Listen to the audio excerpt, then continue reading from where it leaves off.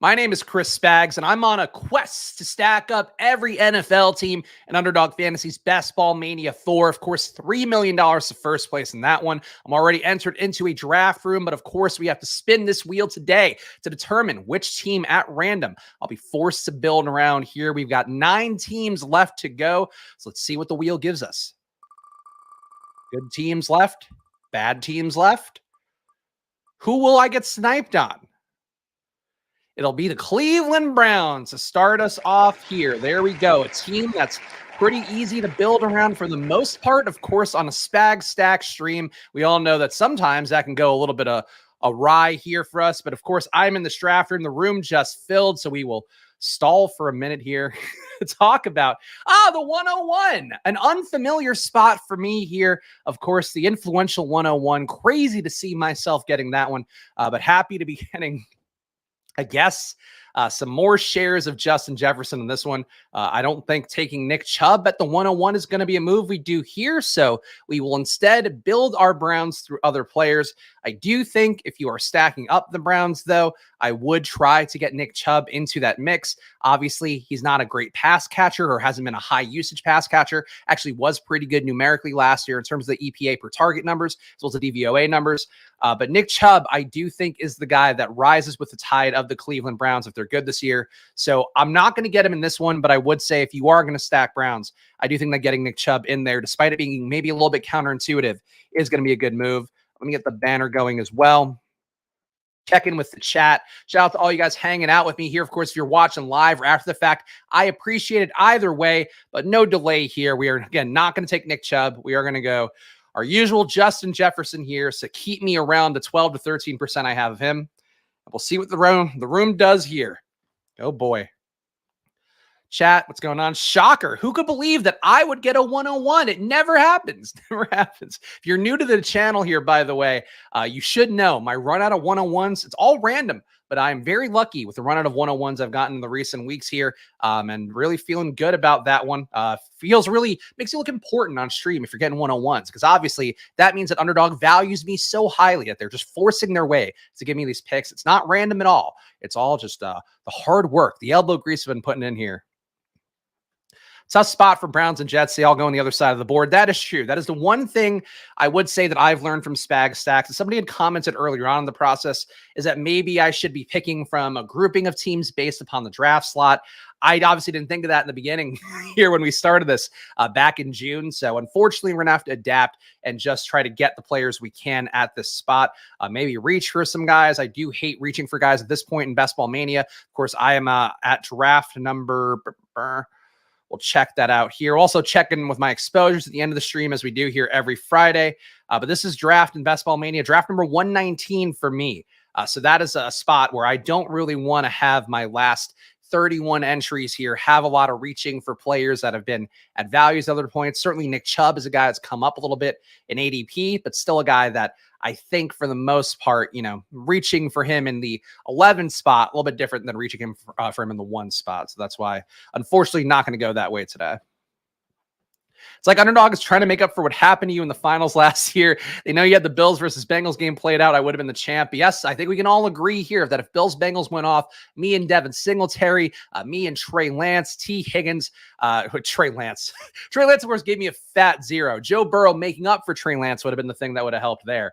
But yeah, definitely would have been nice to have that. But the draw is the draw, guys. And as people have pointed out many times too, like I can't even tilt that much over Cincinnati Buffalo being a core game stack I was building around, because the year before that was COVID and games getting canceled at random. So unfortunately, that is the nature of best ball. It is a war of attrition, as I say all the time here. Got to survive 16 weeks, and then you bring your best hand possible to week 17 and hope it works out. And certainly we'll try to do that again. Just came in and Spags got the 1-1. I, for one, am shocked. I mean, look, some guys just have it good. I might not be getting paid by my day job for 4 months, but boy, oh boy, can I rack up the theoretical value of 101s. See some stacks going on here to start. A.J. Brown and Jalen Hurts. An interesting reach for Patrick Mahomes. This could be a weird room here because we do have guys like 10 Minute in the room, Dobby, another sharp drafter who's always in the chat, and then some guys here that I do not know the names of that it does feel like are drafting kind of at random in this spot. Obviously, Mahomes going 15 when you don't have Travis Kelce. That feels like a really not great way to go, but we'll see what Courtney McCoy does with that build to start it off. Of course, any draft can be salvaged. Any draft can be a good draft by the end of it all. But when you reach for guys ahead of ADP at this point in Best Ball Mania, especially guys that do fall sometimes to the 30s, that is going to be a tough hole to dig out of if you are trying to start your drafts now for best ball season. Surprised Tank Dell hasn't gone yet. There we go. That is Tank Dell. The steam, the people victory lapping their exposures for Tank Dell. I have a reasonable amount of Tank Dell. I think I had like 4%. Let me just double check that on Underdog. A little bit more on DraftKings. I got 6% Tank Dell. You had 6% Tank Dell. Like, you're right enough. You did enough there. But one preseason game doesn't matter. Like Dwayne McBride, I got to tell you, really thought he was going to have a better game yesterday. He looked better than Abram Smith, I think, had one pretty solid run in there, but not looking the best. Getting kickoff returns, I guess it's a positive for Dwayne McBride if we are going to talk about the backup battle for Minnesota. Dwayne McBride, though, never a guy I really expected to get going for week one. More of a guy I think has the value to hit in the back half of the season, and that's why he goes in the 20th round on DraftKings or the 18th round on Underdog. But we will make our picks here. So we have some good players on the board. We are trying to go Browns, so there is not a ton of logic in reaching for Amari Cooper, I don't think. But I do think I should. If we're not going to get Chubb, I think we have to get Amari Cooper. Calvin Ridley is fine. I have enough Calvin Ridley. I probably have enough Amari Cooper too, but God damn it, we're stacking Browns. So I'm going to reach for Amari Cooper here. Obviously, if you watch some of the streams before that I've gotten a 101, I do sometimes like to reach for Christian Watson this spot, a guy that naturally isn't going to come back to where I'm drafting here at 48 and 49, or if he does, it's so sporadic that Christian Watson comes back that it's not a great situation. But we are going to start pure zero RB here. Take a guy in T. Higgins, who was great last year, despite the fact that he's not Jamar Chase. If Jamar Chase does ever level out a little bit, come back down to earth. T. Higgins has been such a great EPA per target guy that, of course, estimated points added, the stat that I look at the most from Sports Info Solutions.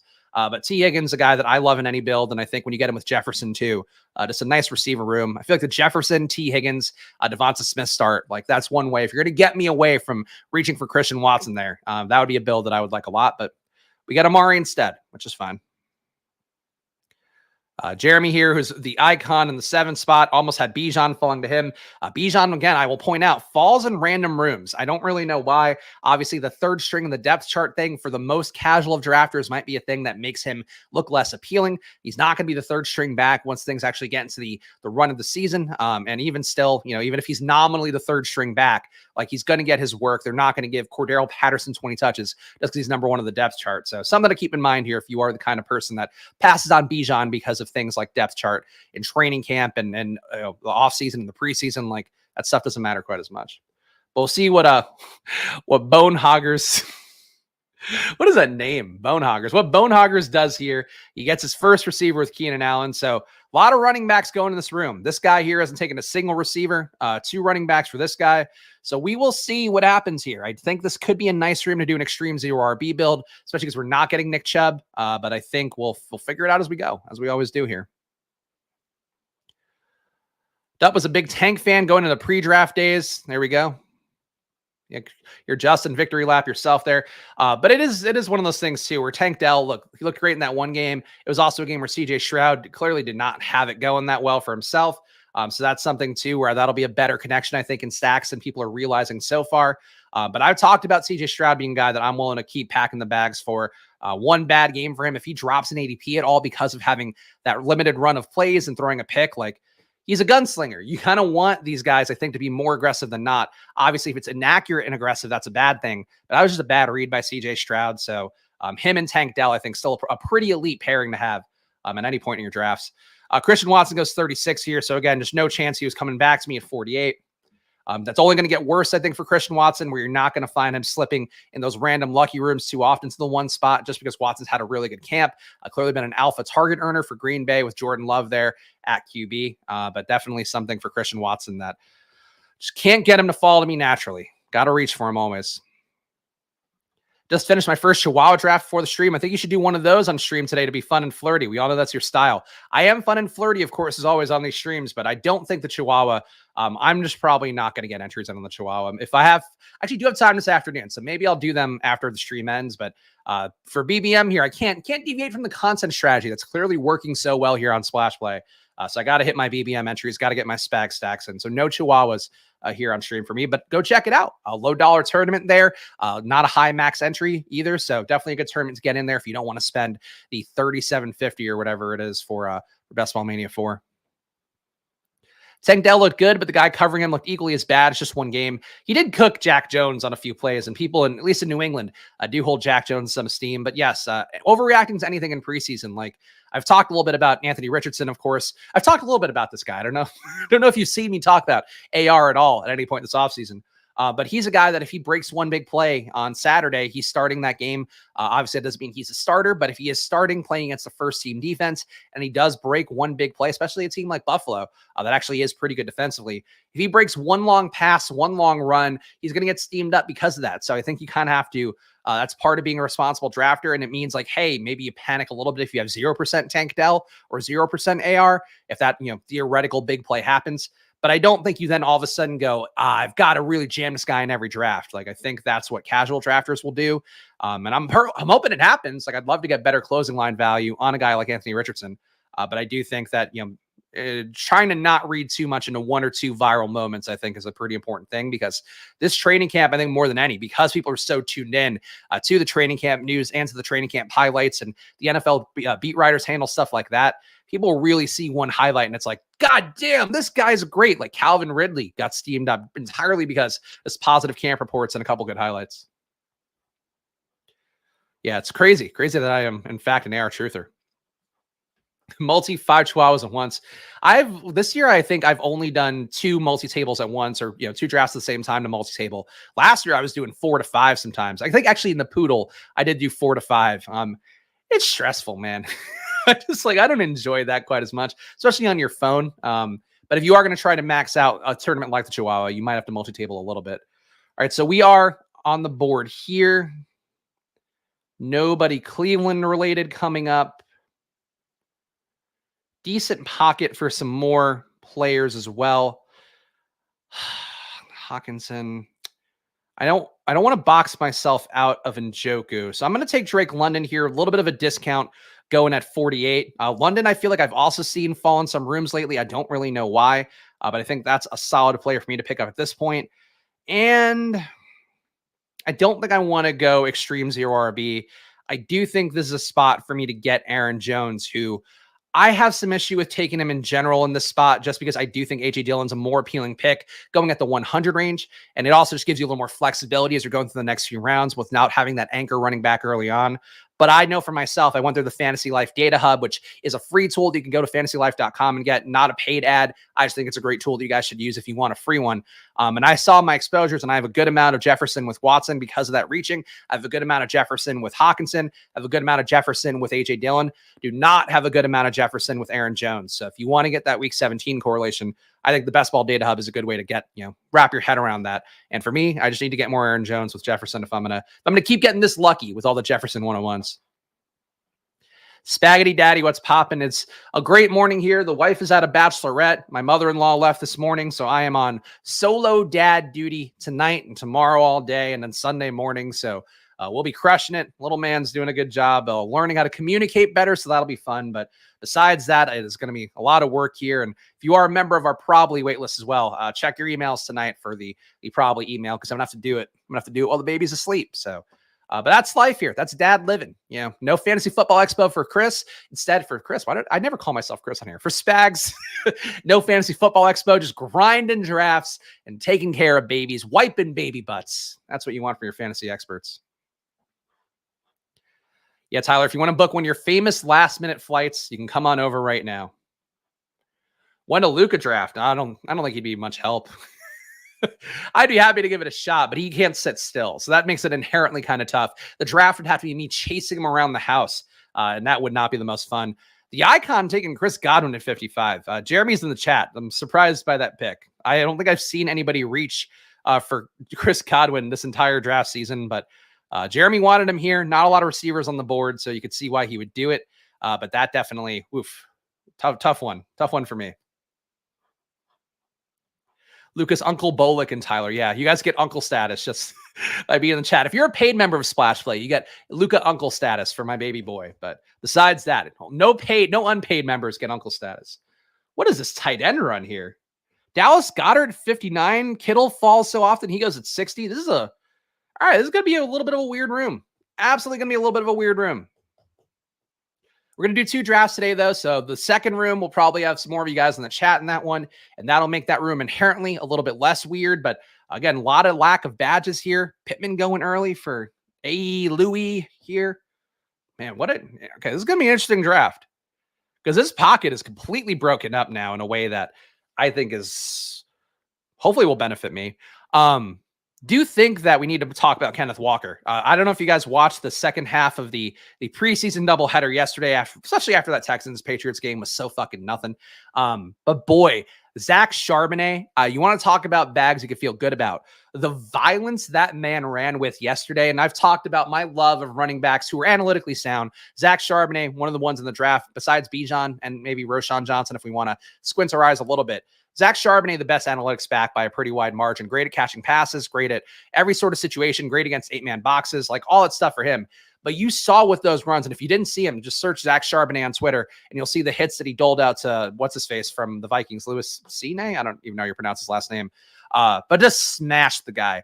Point being, with Kenneth Walker injured and how well Zach Charbonnet ran, where he was going to be out indefinitely with that shoulder issue, and he ran like a man with possessed. I think that is something that will hold weight for me and might for drafters as well. But I have so much Charbonnet that I'm seeing that yesterday. Like that was the opposite of how I felt watching Dwayne McBride, where I wanted McBride to be good so bad to give me some nice 18th round closing line value. But for Charbonnet, I think he should steal Kenneth Walker's job with how he ran. But that's me. Oh, I thought Sharp looked like shit. Okay, cool. You can't win them all. I guess I was wrong. Didn't have great yards per rush numbers, but that's not the whole thing. Guys that could do that, man. Pretty crazy. 10 spots unhinged. Yeah, 10 spot taking Waller and Pitts. 2 guys who, Waller doesn't fall a lot these days, but he's not going at 58 regularly. Pitts falls a lot. Pitts you can get in the 80s. So I think this draft from the 8 hole, or the 10 hole, not very good. Apparently the 8 hole is more of a Jeremy's problem. The 8 hole is ruining Jeremy's day. All right, let's see what we got here. Boy, a lot of running backs left here. Decent discount on Miles Sanders, who's a little bit hurt right now, but should be fine. I'm going to make the room hurt a little bit at receiver. So I'm going to take Jordan Addison. And let's get Deshaun. Close up the stack. I can't get sniped again. I'm really I hate having to take guys that early. Like Deshaun maybe would fall back to the... hard to expect him to fall back to 96, but maybe he falls to the 90 range. I don't think he's coming back to 96. So I've gotten sniped so much on these streams this week. In particular, if you want to see the most tilted stream that I can ever put up there and completely organically, watch the DraftKings stream I did on this channel earlier this week, where it was just guys going all over the place, guys taking 4 QBs for no logic at all with Jalen Hurts and Justin Fields. It was terrible. I'm so gun shy now about not getting the stack. I got to get Deshaun here. So that's why I'm taking him at 73. Not my ideal spot to take him, but it had to happen. SPAGS says don't overreact with preseason that says Sharp should steal Walker's job. I've thought that the entire time. I don't, that hasn't changed for me, to be clear. I think Walker was so inefficient last year. Did obviously broke some big plays, but he and Dameon Pierce kind of a similar back. Sorry if my connection's getting weird. I don't know why it's saying Wi-Fi when I'm on a wired connection.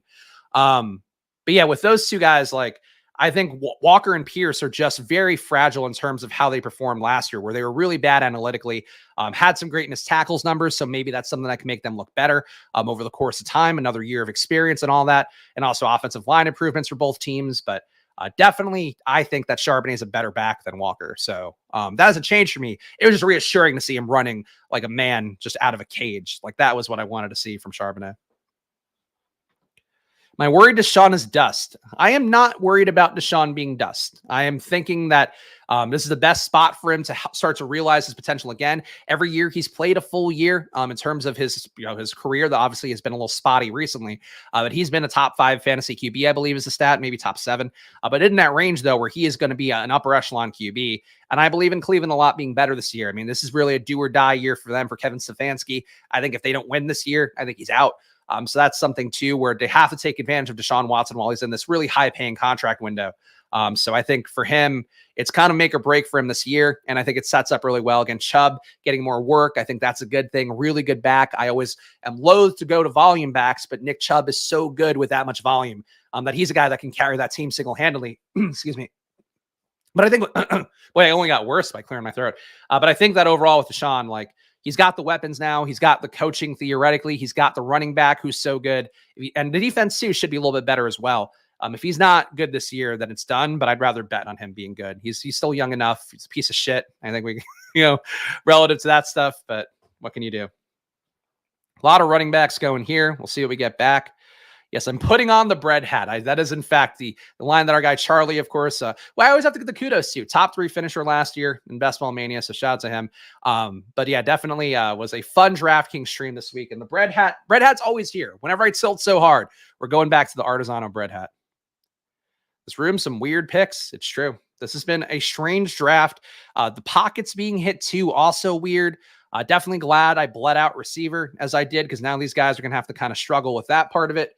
I think I'm building an okay team within it, but definitely not the usual draft we're getting for this first one here in this week's SPAGS Stacks.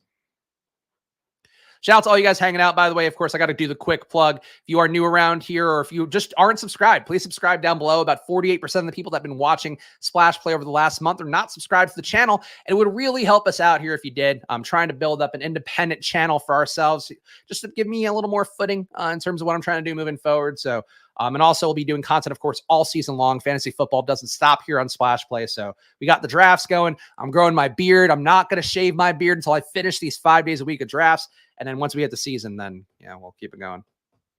By shave, I mean trim. I'm not going to trim my beard. So this is, this is about as bushy as we're going to get, but we'll see how it goes. Could just look disheveled and shitty in the name of content. Let's see if I can get Elijah Moore. Now that we've said it out loud, I'm sure it won't happen, but we will see. If not, I do think Njoku should hopefully be there, especially with this run on tight ends. But I think we're going to have an okay Cleveland stack, so that's good. Because the last few SPAGS stacks, I have to admit, like, it's been a lot tougher to get. The Giants, I got fucking sniped on with Daniel Jones. The Rams got sniped on with everybody. It's been tough recently to hit the stacks the way that I want, especially compared to doing these drafts in June and July. So there goes Elijah Moore. And of course, I'm sure somebody's going to take Njoku here just because that's how it goes. But we got Deshaun. We got the QB. That's all we can ask. Here for Spags Bush. Okay, the beard. Got it. I do have of course, this famous gif here. You don't get to see the bush on the egg, though. Just his butthole. Just his butthole. You are, in fact, looking at a nude egg. Let's see what we're going to get here. What's Jakey Easy Money going to do? Jakey. Takes Pacheco. All right, so we know we're going to take Njoku. I'm just going to put him in the queue.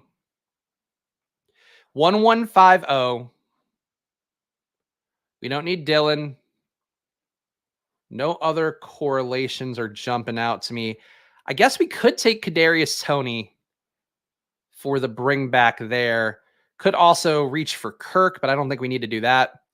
I think I'm going to take Kadarius Toney. I felt pretty good about him this entire offseason. Obviously, him being ready to go for week 1, another positive, but I wasn't avoiding drafting him anyway. But I think this way we can really lay off at receiver. We did lose out on Elijah Moore, but I think if you're going to take Kadarius Toney head-to-head in week 17 versus Elijah Moore, I'm going to take Kadarius Toney. So I think this is pretty good. We got our Cincinnati KC, got Cleveland going. So the team so far, Deshaun Watson at QB, Aaron Jones at running back, at receiver, Justin Jefferson, T. Higgins, Amari Cooper, Drake London, Jordan Addison, Kadarius Toney, then a tight end, David Njoku. That's the team so far.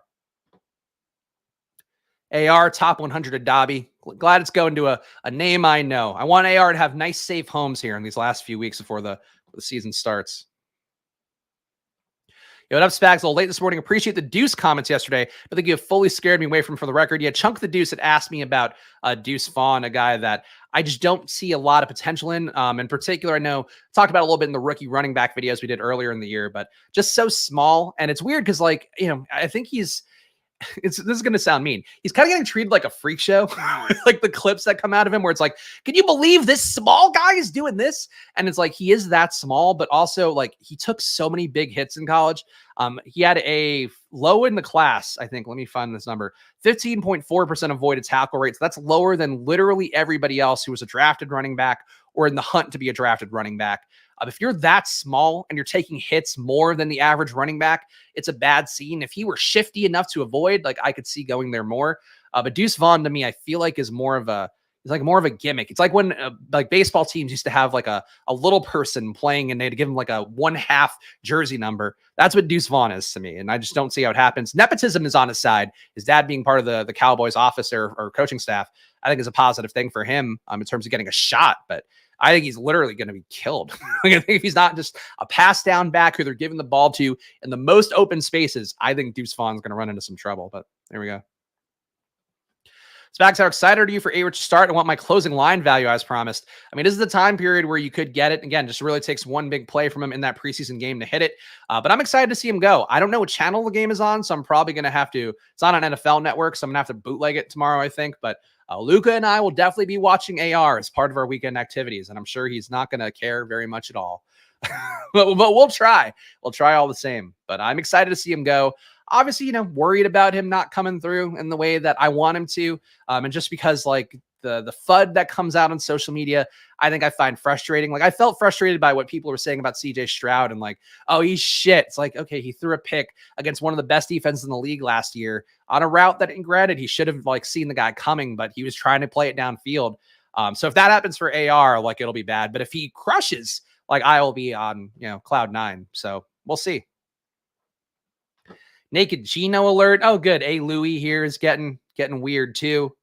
This has been a stupid draft for him. I gotta tell you, the 10 hole, the 11 hole, the 8 hole, a lot of vibes-based drafting here. Though it does feel like Bone Hoggers here has some correlation going, trying to build Miami-Baltimore a little. So maybe Bone Hoggers shouldn't be lumped in. Bone Hoggers is just making Jeremy's life hard in the 7th spot.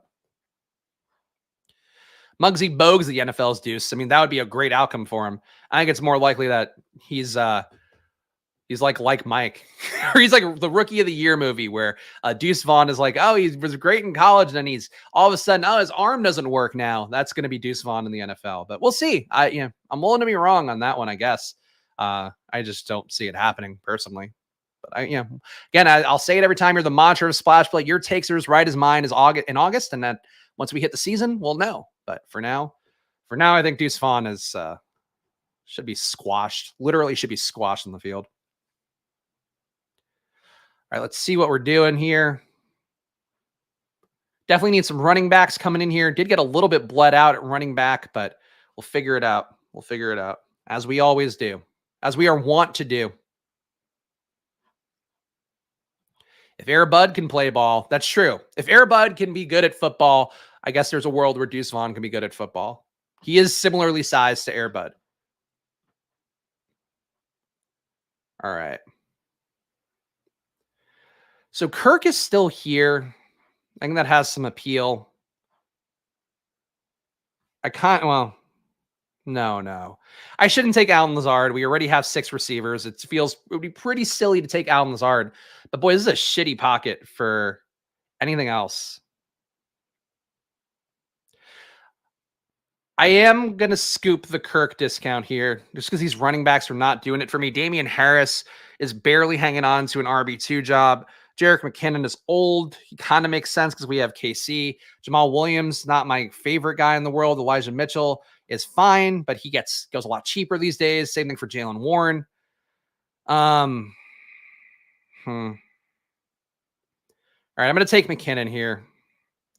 That's because we have the bet on Cincinnati KC. That's the main logic I'm going for here. But don't love that. Don't love him being my RB2. I think that could be better for sure. We're going to go on a run. There's some cheap guys I know I can target for my week 17 correlations in this one. But the team so far, let me read it out. Deshaun, Kirk Cousins at QB, Aaron Jones, Jerick McKinnon at running back, receiver, Jefferson, T. Higgins, Mari Cooper, Drake London, Jordan Addison, Kadarius Toney, and David Njoku. So I would have probably buried myself too much there taking Alan Lazard, but if I wanted to get that Jets bring back, that was probably the best one left to do that. Oh, well. 10 minute in his spot, likes to see him, but don't look at his wide receiver buys. Yeah, there you go. Better than bad QB buys. You can take that. Can't stop taking Warren. I think I have a problem. I've been taking Jalen Warren the entire offseason. I do think you haven't gotten your shares. At least he's still reasonably cheap compared to what he can be, but great camp reports for Jalen Warren so far. Been a guy who's been lauded by the Pittsburgh media. Every time you read through the camp reports as well, it's like Jalen Warren does something great. And then, not a lot about Najee doing anything great. I wonder why. But Jalen Warren, to me, going to be an important part of Pittsburgh if they are going to be competent this year. So stack them up with Pickett. The best stack for Pittsburgh, in my mind, would be Warren and Pickens with old Kenny Pickett. But if you can get Deontay and he's not going at 50 like he does in some drafts, then Deontay also a fine one to add on too. Weekly winner content, go check out Pete's channel. He did some good streams, I think, with Jack on the club this week. But weekly winners not my preferred format. I'm really focused singularly on BBM this year. I just don't. Weekly winners never jumped out to me enough to want to care about. Stacks, everyone is telling me Osborne over Addison for the season. What's your take? It's Addison easily, right? So I think they both have utility. I wouldn't go reaching for Osborne. Like I wouldn't take Osborne where Addison is going. Addison, I think, is a perfectly solid player. I've mentioned it's a little bit disappointed with him at USC last year because him coming in, I thought was going to be this game changer for that offense. And instead, he kind of just looked like another guy there who was being propped up by Caleb Williams. That said, this is the best possible scenario for him to land in, learning from a guy like Justin Jefferson, who is a similar body type, a little bit of a smaller guy who can play in different positions on the field. Osborne, too, apparently has been a very good vet for these guys. And Osborne's going to get more snaps, but it's going to be because he's a better blocker overall than a guy like Addison. So I would still go Addison over Osborne. I think the ADPs are correct there, but I have no issue with Osborne. Like, I think if you're getting, like, Minnesota is one of the rare, if you get the running back, 3 receivers, and a tight end, I think that's pushing the limits of a stack generally. But for Minnesota, I actually think that works with the ADPs and how valuable these guys are. So I don't hate getting both guys, but I would prefer Addison if you can get him. But Osborne's a lot cheaper. So the cheaper guy, that's one way to always play an offense as well. They both have their merits, but Addison's like a high draft capital prospect. Osborne's a guy who's been really good and showed a ceiling. So kind of just different players. Thoughts on Dulcich, second on depth chart. Not a surprise. I mean, it does seem like everything Sean Payton has said so far in Denver is that he likes his guys. He wants guys in from New Orleans who know what he's doing. So a little bit of a whiff of Albert O last year, where Albert O was this guy that everybody thought was going to get the starter reps, and then Dulcich was coming in as this hot, highly touted rookie prospect as a tight end. Wasn't as good as the rookie tight ends coming in this year, and he still had some spike week games, and still looked pretty good. He just doesn't look as good as the guys coming in this year. And then Dulcich obviously ended up lapping Albert O. I think we're going into the same thing here a little bit, but Dulcich is still going to have a role, probably more than Albert O did. I've felt like Dulcich was getting overdrafted this entire time personally, so I'm not the most affected by it. And as a result, I think my takes are going to be a little more nuanced on it. But I don't think you suddenly start drafting Troutman and hoping he's going to have big upside. He's just going to be out there a lot more for blocking too. It's just Dulcich is probably the same play, but he'll come down in ADP. And I think if you really like Dulcich, probably a good time to buy him because I think he should drop. He should probably drop like a few spots just off of the preseason depth chart. And the fact that Sean Payton too didn't go like, oh, it's a preseason depth chart. He was like, yeah, this is what we went over and this is what we're going to do. And Troutman's a better blocker. So not surprising, but I think people will treat it like it is. Yeah, there we go. Blocking motivation for Dulcich. Warren had 77 carries. How has he rotated in all year? He played third down snaps to start the year, and then he ended up getting more regular work from Najee, different kinds of carries. A lot of reports, too, coming from Pittsburgh saying that there's a pretty good shot that these guys are going to be closer to a 50-50 share. That's been my bet this entire offseason. So I think really, unless Najee comes out and is a complete world beater and nothing he has put on paper so far or put on tape, but put on the data especially, has said that Najee should be that guy. So I would rather go Warren at a lot cheaper and make the bet that they have to save their jobs. Like Matt Canada, the OC, has to save his job this year.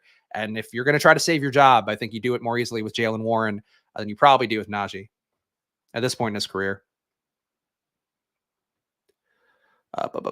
Motivation tactic, Christian is saying. I don't think it's a motivation tactic. I think it's just the coach being a coach.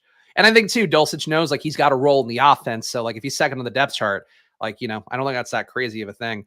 I think some of the stuff too is just, a lot of teams just using players more according to roles and whatever. And it's, like your blocking tight end is going to be out there the most. That's not great for Dulcich. Pat Crane, I know, talked about that as well, with tight ends having their biggest upside if they're in blocking a lot.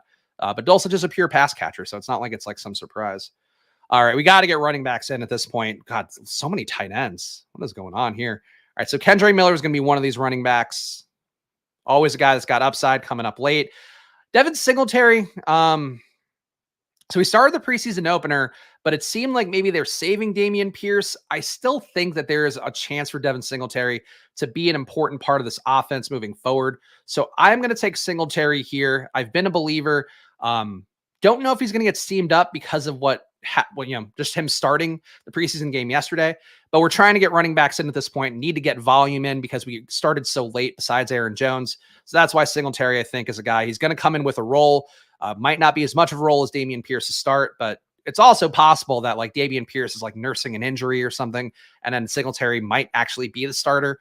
But I wouldn't read too much into what happened yesterday with him starting that game because no Pierce available kind of throws a little bit of a curveball in that one. The beat sing motivation tactic. Okay. Jericho says sister's friend's girlfriend of Troutman says tight end one. Once we're getting to sisters, friends, girlfriends, I don't know about that. Okay, you might be amazing at fantasy football, but man, just like other personalities, you guys know nothing about football outside of fantasy. Good news. This is a fantasy football show, so we're okay. You hate to see those kind of comments from fellow Chris's too. Chris's should support Chris's. And then here we are, that Chris trying to tear me down. But no, I know a lot about football. That's the issue, is that I know too much about football. And then as a result, I sometimes let that inform my fantasy takes too much. But yes, I don't agree with that. And I wish you were nicer to a fellow Chris. Straight away from my light. It's true. Has Aaron Rodgers ever had a great tight end, though? I don't trust any tight end on a Rodgers team. That's not his fault. Jermichael Finley had some killer years. I wouldn't hate that. Michael Finley is actually the guy that they've been comparing a lot to Luke Musgrave with the Green Bay media, just the being a downfield target kind of thing. So I don't think that's correct.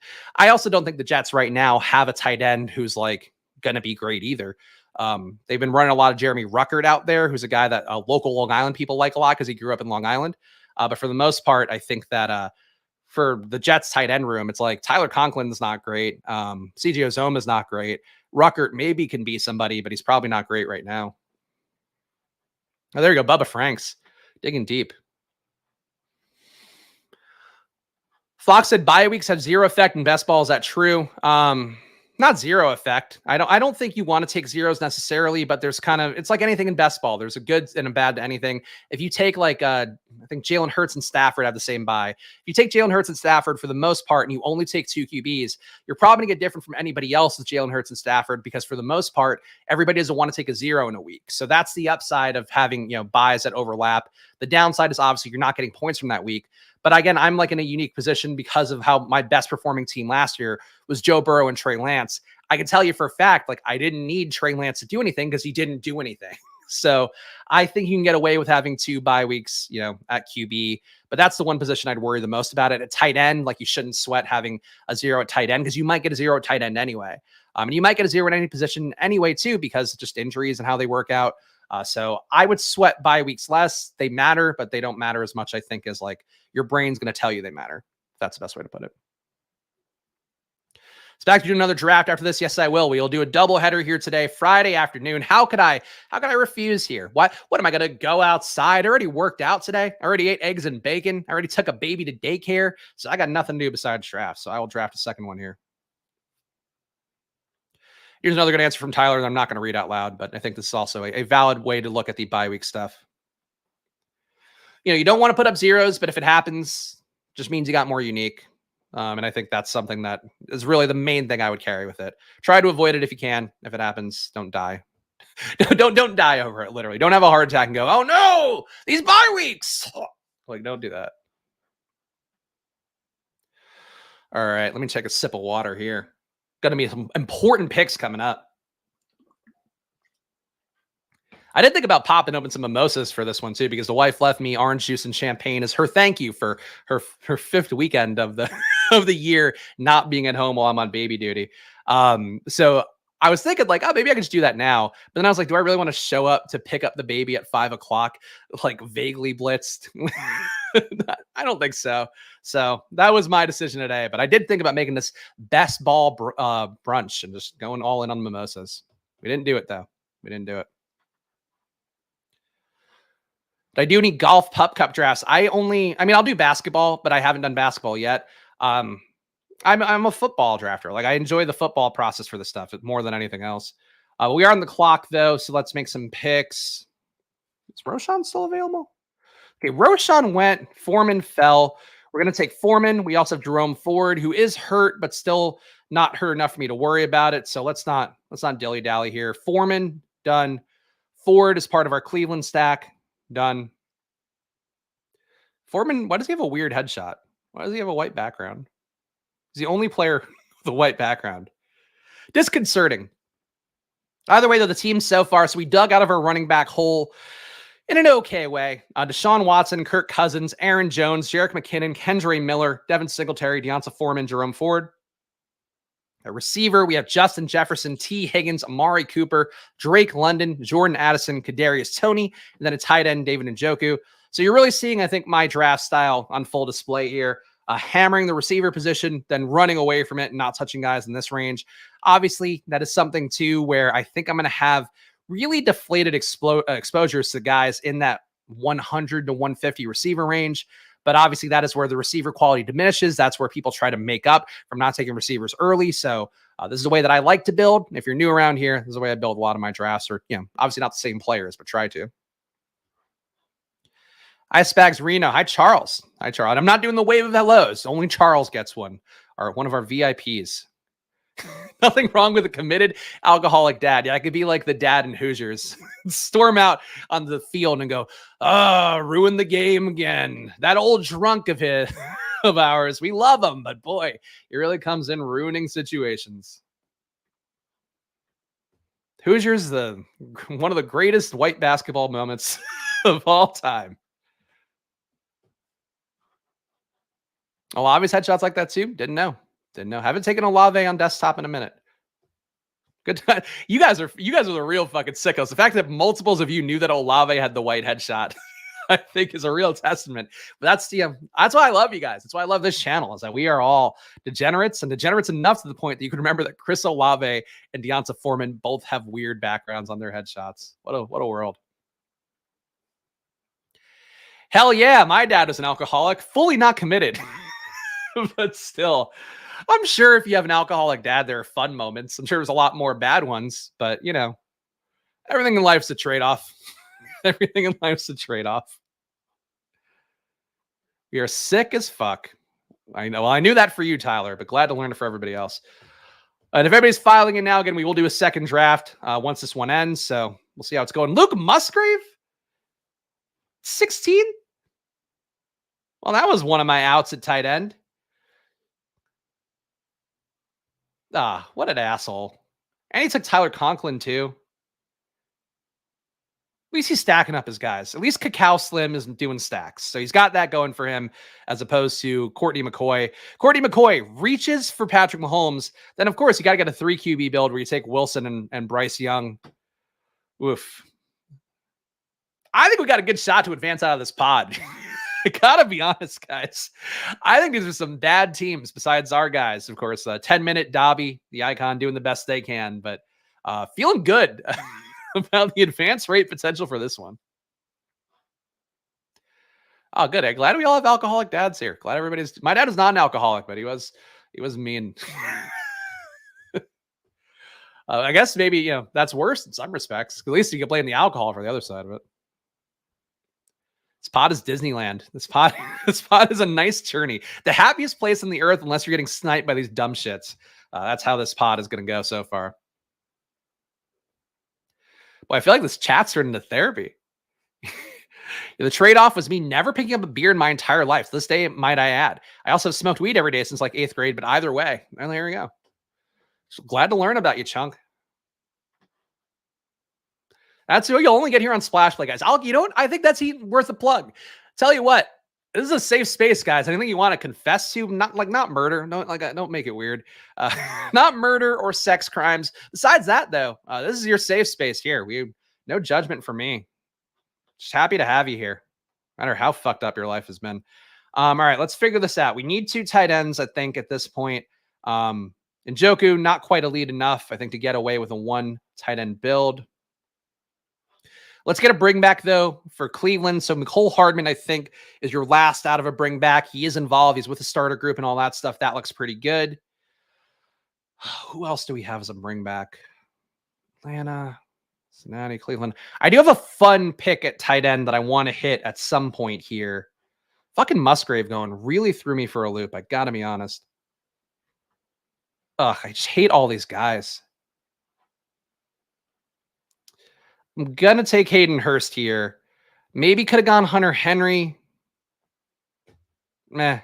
Nothing was going to light my world on fire here, but I'm excited for you guys to see the tight end I'm going to take at the end.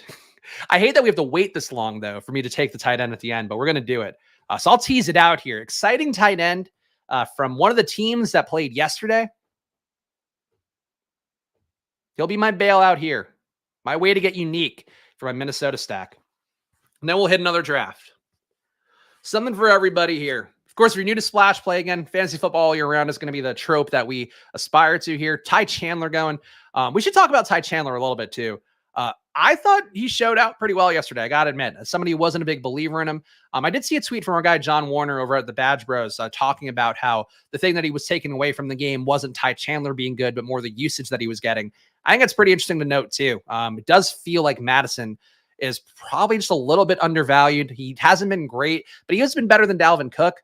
Last year, the running back role for Minnesota was not that valuable, but I do think this year, certainly some potential for it to be a little more involved. And I think Madison, too, again, just being a little bit better than Dalvin, that's a motivating tactic for giving some more touches to the running back position. So Chandler, I do think, is going to be the handcuff. And Nwagnu not being out there yesterday, I always forget how to pronounce his name, but Kene Nwagnu, I feel like, is not a guy that could miss yesterday's game, not put something else on tape, whereas Ty Chandler put a good game on tape, and then Abram Smith looked like shit. Dwayne McBride looked maybe slightly less like shit. But point being, like, this is Chandler's backup job. So if you want the handcuff, it's Ty Chandler. But I think he is still more of like a pass game back. I don't think he's like a bell cow like Madison might be, but still a guy that I would take now, I think, safely. I probably would not take more McBride, maybe on DraftKings in the 20th round. Oh, Christian knows. We'll see if we get sniped on it now that we said it out loud. But yeah, Josh Oliver, a lot of 2 tight end sets coming up this year, which actually does also bode well for Madison. They ran a bunch of that personnel yesterday with the 2 tight ends. So that's something that bodes well for Josh Oliver. Guy got a big contract. Guy is a huge bodied dude. He's not going to like hurt CJ Hawkinson in any meaningful way, but he's still a guy that, just being the leverage play off of all these other receivers, I think that's where Oliver makes sense, is when you're stacking up Minnesota, when you have some Green Bay representation as well. I think that's when you go to Josh Oliver. So not a must-have player by any stretch, but a guy that I think makes sense in the 18th round when you're like me and the tight end position has been bled by everybody here. Everybody's got 3 tight ends, it looks like, for the most part. So stupid fucking team. Oh, he's real huge. He's huge and girthy. That's Josh Oliver for you. Got a Tyreek Waddle 2 a stack the other day. Jay Wolf, think about this. That stack used to be going in every single draft back in May, but now it is like a special treat to be getting that at this point. So I think that's something with that. You keep it in mind, but at this point, yeah, there are not a lot of Miami stacks out there. So honestly, if you're really thinking through the meta game of it all, because that was a popular stack early on, like, you should really be using info that as of the last few weeks to your advantage if you're getting lucky and getting that Miami stack to fall to you. And it'll probably happen a little bit more over these next few weeks because of people's concern over Waddle and whatever his injury is. We don't know yet. But I think really, like, try to take a guy that's like, take a Tank Dell maybe in the 18th round. Take somebody that has a little more security than they wouldn't have had before. I think that would be how you get different from those early Miami stacks. And honestly, interesting opportunity. Like, if you get a Miami stack, I think really try to hammer home like new guys that are like sexy picks as of now. Yeah. And again, next year too, don't forget, like, just take the stacks when they're chalky in the beginning, because stacks that are chalky in the beginning of a Best Ball Mania are not chalky, or sometimes not even available at all by the end of it. And that was one of my lessons from this process as well. All right, we get our boy. First time anybody on stream has ever said our boy, Josh Oliver. Come on down. The final team here: Deshaun Watson, Kirk Cousins at QB, Aaron Jones, Jerick McKinnon, Kendre Miller, Devin Singletary, Deonta Foreman, Jerome Ford at running back. I think we dug out of the hole, but not my favorite 0RB build ever. The receiver: Justin Jefferson, T. Higgins, Amari Cooper, Drake London, Jordan Addison, Kadarius Toney, and our bring back for the Cleveland stack that we completed here, Mecole Hardman, and then a tight end, David Njoku, Hayden Hurst, and Josh Oliver. Maybe didn't need Josh Oliver there, but I think that's a fun pick with the Minnesota bet we have. So let's go back to the wheel spinning room. The wheel spinning room. That sounded stupid. We're going to spin the wheel here. I'm also going to enter the BBM at the same time. So if you guys want to play along with me, get in the BBM room right now. But there we go, in the waiting area for that. And let's spin this godforsaken wheel. 8 teams left. Good teams, bad teams. And we get, I mean, this is going to be a good team either way. We get one of the good teams. We get the 49ers. All right, so let's go back to the draft window here. We are drafting San Francisco 49ers. Honestly, should be an easy stack to get some parts of. Difficult, not going to get McCaffrey here. Shit. Should be able to get Debo. Going to be tough to get Ayuk. Should be able to get Kittle. This is a tough spot. No McCaffrey. Does make it a little bit tougher. All right, well, we'll figure it out here. Let me update the banner. But we are stacking San Francisco 49ers, so that'll be fun. Nothing else. Just got to make sure to not get sniped on Brock Purdy. And if we get sniped on Brock Purdy, we are suddenly big Trey Lance believers. But here we go, 49ers. Add it to the ticker. We're going here. And of course, if you're new to Underdog, make sure to use the promo code SPLASH on there. You can double your deposit up to $100. You can play pick'em games. The game that DraftKings doesn't want you to play, you can play on Underdog. So make sure to go use that promo code. Great way to support the show as well. We got affiliate fees from them for any time anybody new goes over to Underdog. So support the show, support yourself, and get $100 up to that if you deposit $100. So good deposit match. Love stacking 69ers. Oh, Tyler, you dog, you. I missed it. Tried to get in, but didn't work. Sorry, Christian. It's tough. Best Ball Mania drafts fill a lot faster these days. So clearly some guys like 10 minute here. The icon figuring out how to get in here. But it is tough sometimes to time these out because they're filling fast. It's August. You know, BBMs are gonna fill a lot faster these days. Beachhead saying Darnold is the key. I mean, Darnold apparently has looked pretty good in camp. So I still think that I don't know what they're going to do with Trey Lance, man. I think they have completely submarined his trade value in a way that, you know, you want to talk about real football stuff. Like that's something that they have not handled well. You have that much draft capital in a guy, and then you also just kind of kill his value by how they handle the Brock Purdy stuff. Like they should have at least made it seem like a competition, I think maybe. But Trey Lance is going to get traded at some point for like a 5th rounder. And it's just, I think that was not the best usage of how to handle him. And he's still, I think 21, 22, still very young. So Trey Lance dead in the water. It might not even be the backup this year, but really it might be one of those things that we remember and look back on like Trey Lance. And it just shows you with anything with football, like Trey Lance is just wrong time, wrong place, wrong situations. And he really has to deal with the consequences of that. Nothing Washington related to take. We do have a falling Stephon Diggs, which is pretty nice. Bijan could definitely see building around him too. You know, logically, I like Diggs as a faller. I think Bijan makes more sense here because we're building a Niners stack. We didn't get McCaffrey. So I think we need to go in with a heavy hitter running back who can beat McCaffrey. So that's going to be my logic for that one. Hard to pass up Diggs as a value, but I also, to inform the process, I have 16% Diggs right now. So I've been getting a lot of Stephon Diggs. I don't need him again in my particular portfolio currently. I think most times you're going to take Diggs here, but because we're trying to build Niners, I think going Bijan here is a good way to get leverage with our version of the Niners stack. So that's my logic for it. I don't know that it's perfectly correct, but I think it's the way to approach this. Spags, for a series of trades, I now own the 1-1, 110, and 111 and a $200 Dynasty Superflex startup. Congratulations. That should be valuable next year with the QB class.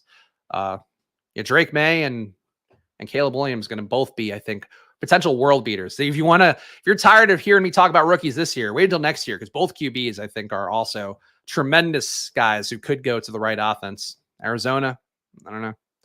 We're on the clock here. Let's see what we got back. Man, this guy got Diggs and AJ Brown. 6 start for Avery. Let's see if he can land the plane with that one.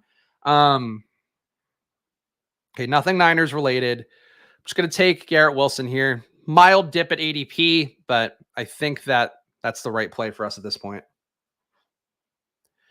So guys, you ready for the Premier League to start today? Who's your prediction to finish as champions? I was briefly a fan of Chelsea a few years ago. That was the first year I was following Premier League, and then they won the Premier League that year, and it completely ruined the joy of the process for me because I thought it'd be a build-up. Like I'd read one of those articles that was like, oh, if you like the NFL, here's your team that you should root for in the Premier League. And I thought Chelsea's parallels to the Niners were fun. And then when they won it, I was like, well, what else? Why am I going to ride with this? But I kept the blue flag flying high for 1 year. Besides that, though, I'll take some bets on our Probably app, but I don't really care. Baseball, though, has been great with the Probably app. I will say that. Baseball has been really, really picking up for my betting here on DraftKings Sportsbook. So we'll talk more about bets and stuff coming. But yeah, we do have Premier League data in the Probably app coming. Go Blues. Yep, me a diehard Chelsea fan. I'll never forget that championship year. But it really was lame, though. Like, I was like, oh, cool. Like, it'll be fun to root for this team and have them, follow them for 4 to 5 years and track the journey. And it was like, never mind. They won. I don't know what I'm doing. I don't know what I'm doing to root for this any further. But I know Premier League people, like, it seems like fun. Going to a bar early in the morning, hanging out, watching a social event, even if you're not drinking. I think it seems like a good time. People used to do that a lot in New York when I was still out there. So I think that's fun. Do I play MLB DFS still? No, I do not, but I've actually been fairly tuned into MLB because of the betting stuff. One thing I will say for betting in general, and I don't want to give you guys bad information because I think this overextending what I've been experiencing might be the wrong thing. Just flipping underdogs to -1.5 bets in terms of the run total has been really profitable for baseball. And I knew that was a statistical thing because we had pulled in, what the fuck is that guy? There's like a guy who's a famous statistician, Ken Massey. At my day job, we had his data, and basically what he does is tracks like scores and the likelihood of scores happening. And basically like that data would then inform you on betting markets. And there was something where we would always have these like -1.5 bets in baseball being the best bet on the board. And that's one where I've been seeing it now with our probably data. So different way to get to the same end. But boy, flipping a baseball bet to -1.5, if like it doesn't even matter who it is. Like the Rockies have covered one, the Tigers have covered one recently. That's the one thing I would say for baseball. Use the actual data. Like again, we'll have it on probably. But I think that is my big learning experience. So that was a long way to say that I care more about betting MLB than anything else. Currently, MLB DFS is fine, but that shit. I'm worried about this NFL season, honestly, for DFS because it feels like the sim stuff has gotten a little bit too sharp. And I know for MLB, that's going to be even more so of a thing that's an issue if you aren't paying for sim products or using them. So for NFL, we'll see how that goes because NFL is just so volatile. I don't know how well the sims are going to necessarily help. But for MLB, like the stochastic guys have been crushing because their MLB sims tool is so good that I think you're probably doing yourself a disservice if you're not using a sims tool for at least for that sport. So I've not been in those streets. Hi, and what the fuck with the running backs? It's a fair way to ask. The logic, Ross, if you're coming in here, was I took Bijan to try to get some leverage against Christian McCaffrey in our Niners stack, but we'll see how that goes here. Feels like receivers are coming off the board pretty heavy, so I'm honestly wondering if we're going to get Debo. If we don't get Debo, I have to reach for Ayuk, but we'll see. We'll see what we do here with our picks.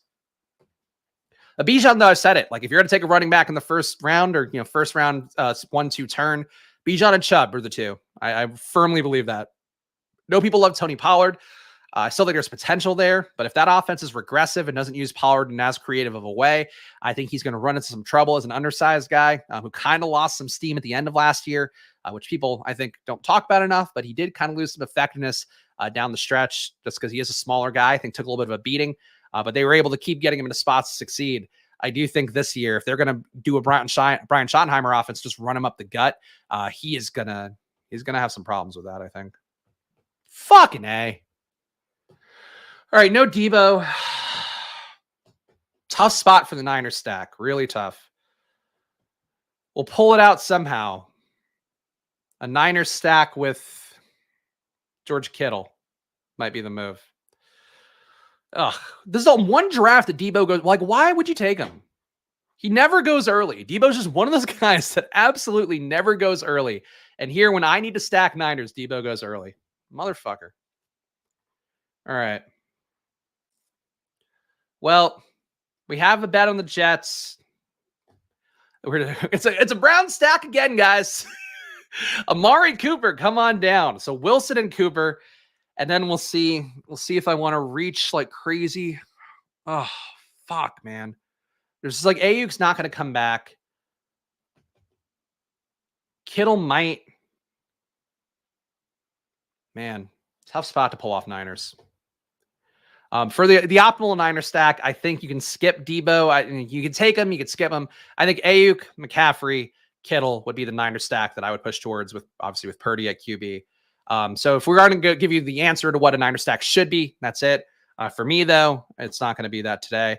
I'm going to reach for McLaurin here, so we can at least get a bring back for whatever Niners we do get. So we have Bijan at running back, Garrett Wilson, Amari Cooper, Terry McLaurin. Just need Ayuk to fall. I need Ayuk to fall right back to where I'm going to be, but that's not going to happen. It's not going to happen. Motherfucker. Yeah, Kittle's been falling. I think he should be there. Though we just saw Kittle get reached for in the last draft, but yeah, Kittle on DraftKings, I think you're more likely to get a big fall because he has the Q tag on him, and they see the adductor sprain that he has, or strain that he has. So that's something there. On Underdog, I think maybe less likely to fall quite as much. But I do think we'll be able to get Kittle. I just don't think we're going to get Ayuk. And I really, really think you got to get one of Ayuk and Debo in a Niner stack. Even McCaffrey, like I could do the mental gymnastics. I do it all the time with Elijah Mitchell. Like Elijah Mitchell taking snaps away from McCaffrey, who they need to keep healthy for a playoff run. All the running backs in camp are catching passes, so that's a good thing for the Niners as well, that all these guys are getting treated evenly in terms of like, a Christian McCaffrey approach. Like they're not going to do like last year where McCaffrey was out there and it was a dead giveaway. They were going to run a pass play.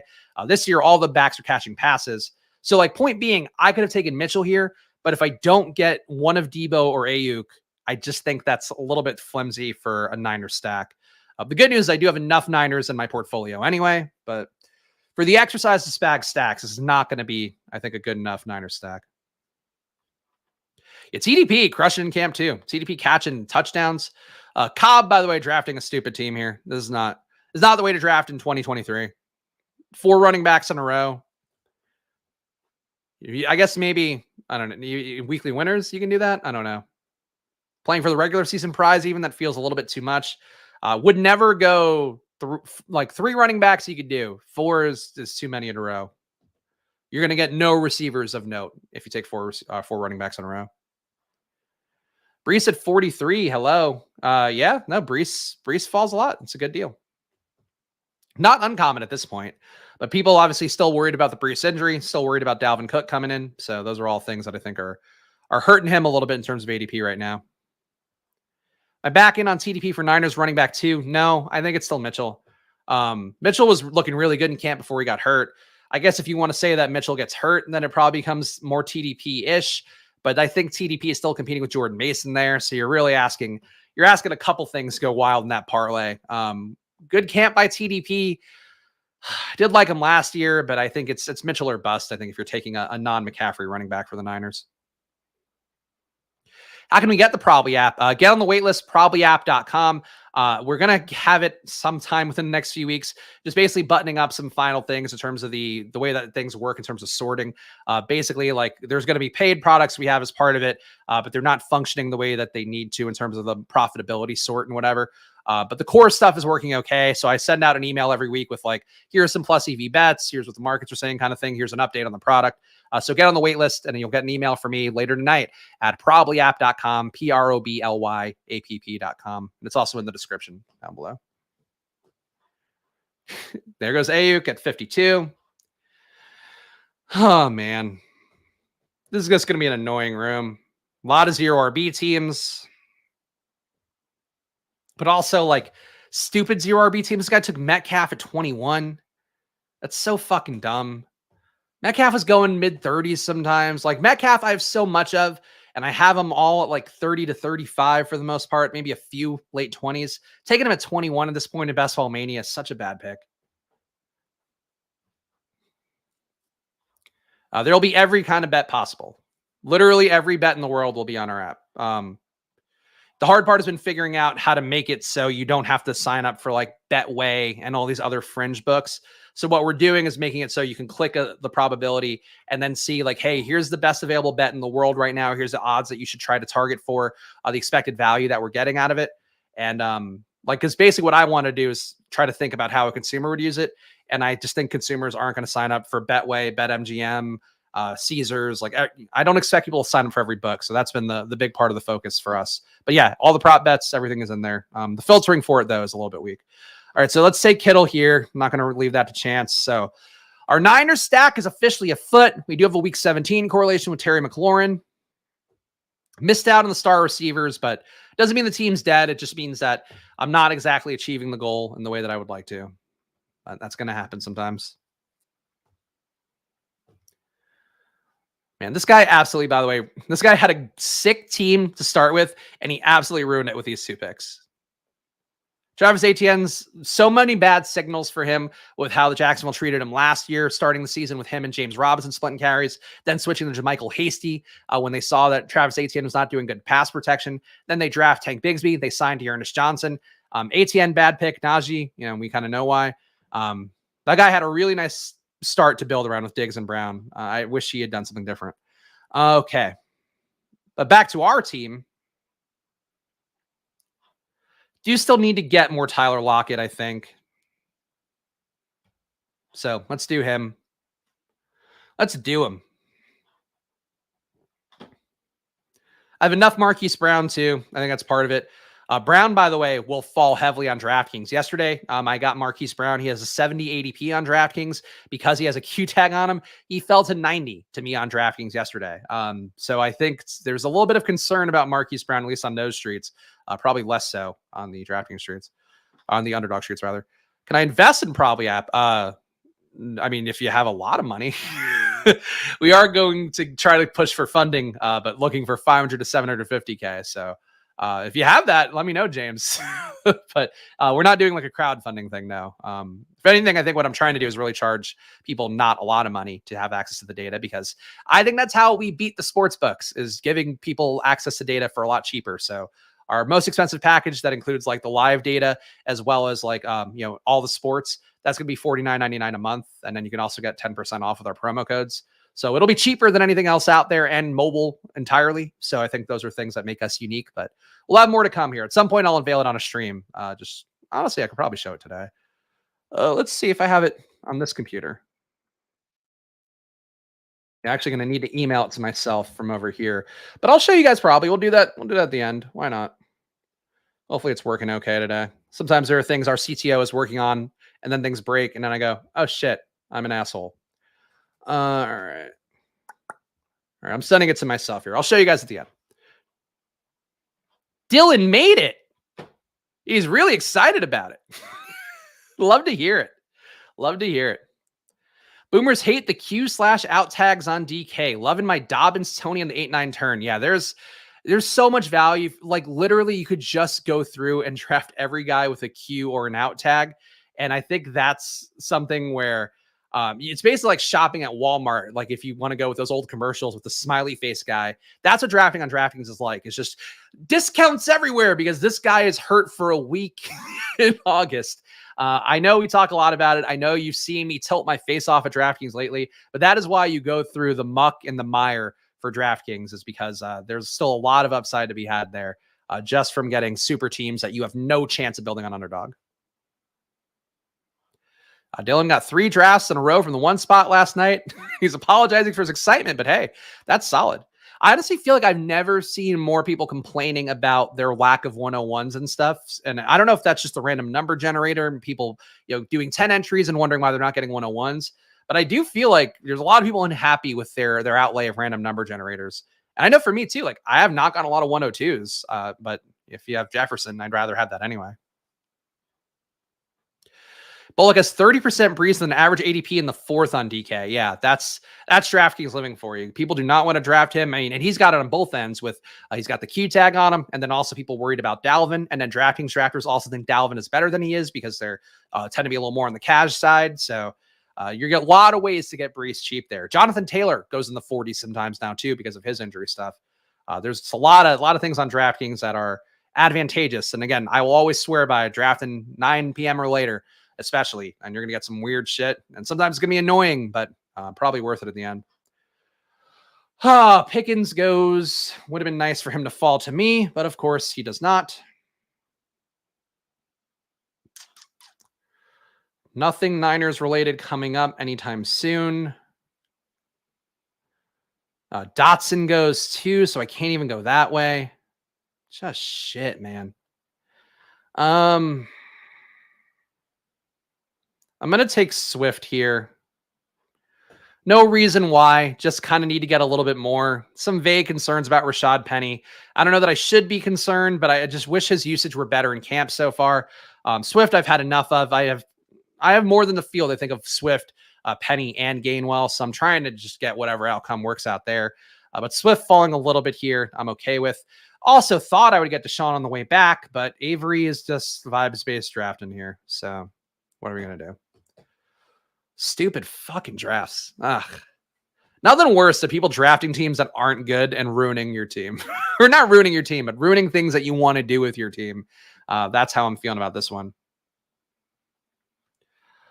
But okay. A little bit of a value on Connor. He stinks, though, kind of. No, we didn't. Oh, I guess we made the bet on Philly. All right. We'll make a bet that Philly-Arizona is a competitive game with both teams trying full go. The big risk of Philly-Arizona for Week 17 and stacking that game up as your Week 17 correlation is just that there's a chance that Philly doesn't need to do a whole lot in that game if Arizona is in full tank mode. I do tend to think Arizona's going to be in full tank mode, basically by the midseason point or a little bit after that. I think they'll have Kyler back for a few games by like Week 8. Maybe let's say week 6 to 10, Kyler comes back for a few games. And then basically like they go, oh, never mind. We don't want to hurt this guy or risk hurting him because we either have to trade him or rebuild around him in the offseason. And then they also are very much in range to get the number 1 pick with them having those 2 picks this year. So to me, I think Arizona very live to be a tank candidate. But in this build, we will say that Philly and Arizona competitive and one of the running backs can get us there. But I just don't like it. Yeah, on DraftKings, you could build 6 0 RBs from 10 to 12. That is true. And Tyler going and have an Indian buffet for lunch. Hope you're not in an office, Tyler, because that would be. I don't know that you want to go to Indian buffet and then go back into an office. It does be laying some gassers for everybody there of curry flavor. Would not be my preference.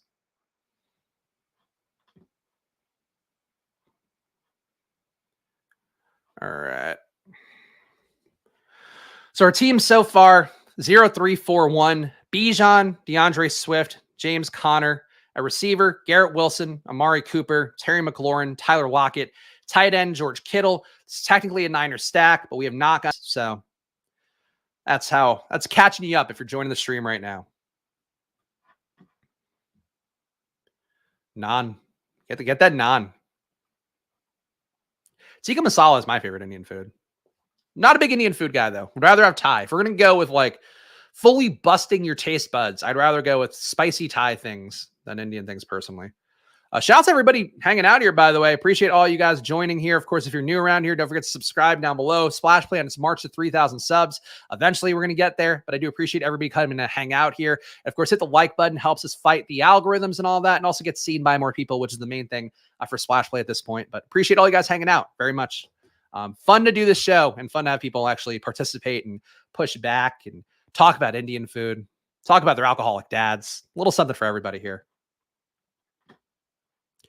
Smoking any meat this weekend, Spags. I'm actually going to be smoking a steak tonight. Got a steak from the wife as part of her, or I'm sorry for leaving you again with the baby package. So we'll be making a steak on the smoker. Love a smoked steak. Smoked steak is so fucking good. You just put it on 225, get the temperature to, I'd say like 110.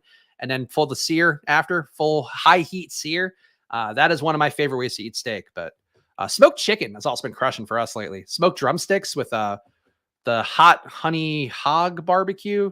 I forget. Killer Hogs. That's it. That'd be my recommendation. Killer Hogs barbecue, the hot one. Get that rub. That rub is fucking good. Smoke a pan of sauerkraut. I've not done that. Smoked cream cheese. Smoked cream cheese is fucking amazing. You make that as a dip. Smoked cream cheese, I think you just have to cut some notches in it. But that's one of my favorite things as well. On the clock though here. All right, so this is working out okay. We got both Washington running backs.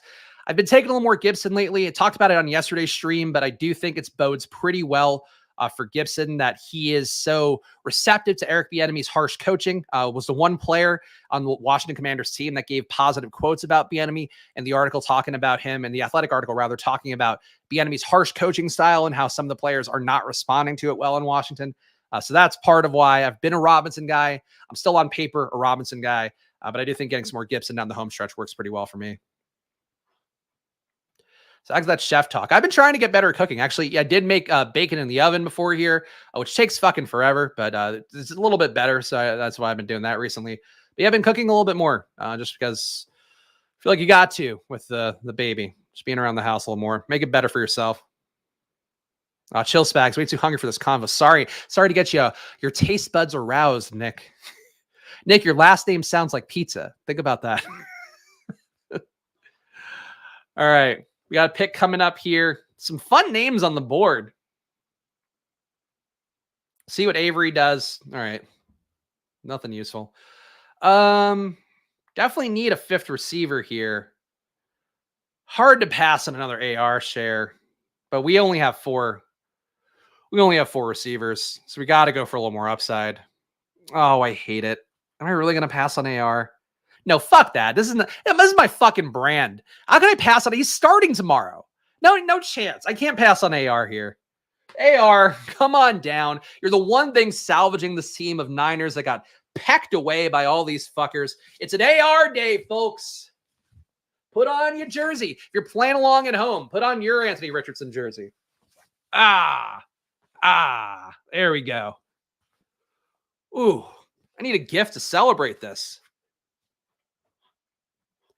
What gift do we have? Well, this one's on it. Here we go. Oh, getting AR at 111. Can't really see my arm going. There we go. Ross, right in my brain. Right in my brain. The best Niners stacks feature AR. That's true. I mean, here's the thing that we talked about it earlier with Bijan versus McCaffrey. So we now want Bijan to be able to beat McCaffrey in week 17, and we want AR to beat Brock Purdy and also all the Niners receivers we didn't get. So that's how that's working out. I do love getting AR at 111 though. It was too good of a discount. I'm fucked at receiver. Like real deep fucked at receiver. But you know what? We have enough running backs now, so we're just going to spam receiver pretty hard. We'll get our tight ends at some point. That works out pretty well. Never going to argue getting AR in any sort of stack situation, though. That much I can tell you.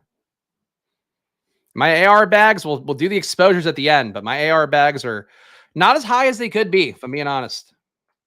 I mean, they're high overall with every tournament, but for BBM, not as high. Man.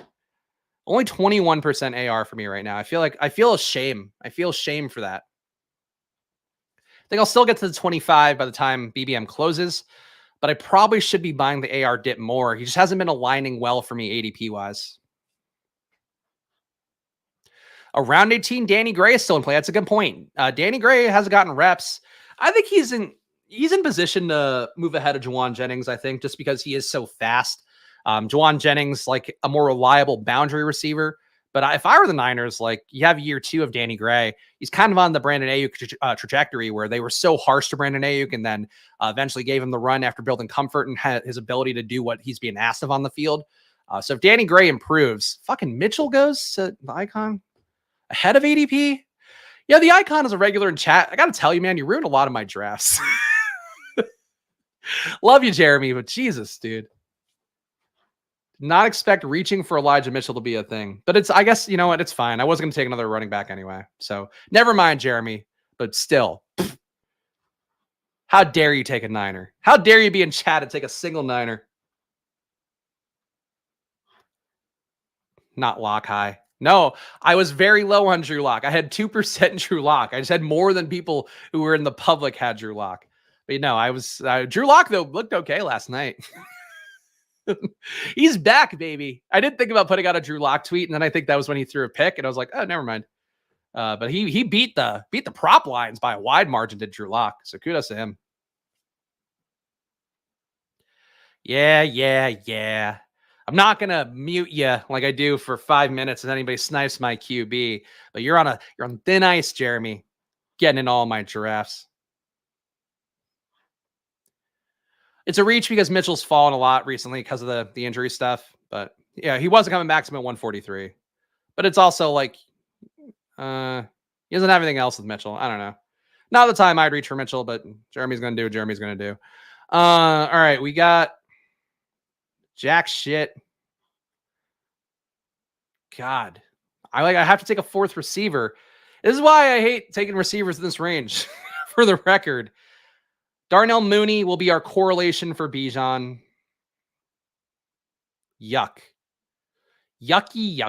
The team so far: Anthony Richardson, of course, our Niner stack, led by Anthony Richardson, Bijan Robinson, DeAndre Swift, James Conner, Antonio Gibson, Garrett Wilson, Amari Cooper, Terry McLaurin, Tyler Lockett, Darnell Mooney, George Kittle.